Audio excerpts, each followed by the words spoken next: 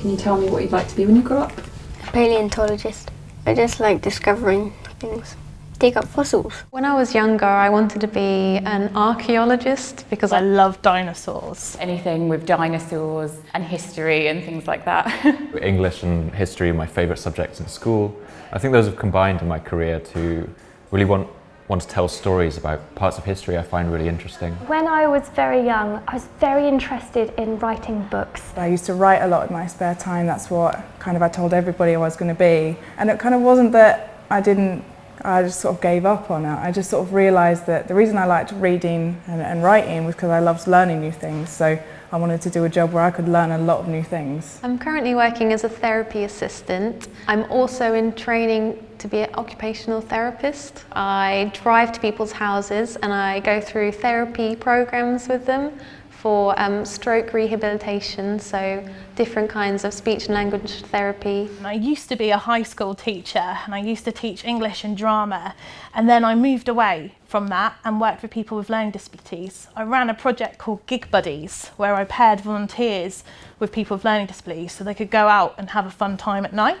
And now I'm here working with people with learning disabilities again, but this time helping them find paid employment. I kind of volunteered with charities that gave people advice when they were feeling really sad or when they felt like they were alone, which is how I felt sometimes because I was so far away from everybody I knew in a different country. I'm an author, so I write historical fiction. I'm a trainee brand manager at Chadwicks. I've taken a bit of a meandering course, I think. I worked for a long time as a journalist and as a writer on staff. I'm writing blog articles, I'm writing opinion pieces and facts and updates about what's happening in the world of finance. Newsletter writing, website updating and designing, design work, events, you name it, we do it. Since my first book came out, I've moved to a more freelance career, which means I don't go into an office. I work from home or from cafes, and I write articles and journalism. I also run a podcast now where I tell stories from history, and I do lots of things like teaching as well. You can write books if you're an accountant, you can write books if you are a journalist. Journalism is a great career, and so is television and radio and digital. All of those things would appeal to anyone who loves the idea of telling stories about the world around them. I am a coordinator for volunteers that work with a charity that give people advice on lots of things that come up in their day-to-day life. That's what I get paid for, but I also like to think that my hobbies also get to be included as a job, so I like to make films in my spare time. I went to university and actually studied computer science, and after that I got 2 weeks work experience in the marketing department of a law firm. I studied film making and also I studied history because they were my two favourite things at that stage.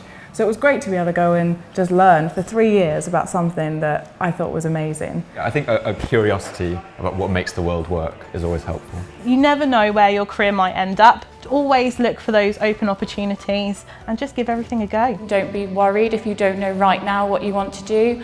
Really, anything you can think of, I'm sure there'll be a job for it. If you want to be 10, 20, 100 different things, it may be that they all have something in common. And that's the thing you really love. My favourite subject is English. I usually write about comedy and adventure. I just like writing. My favourite writer is probably Roald Dahl because his stories are quite funny. I think any advice I'd give to an aspiring writer, try and write the book that you would love to read rather than what you think other people would like, and you'll write a good book.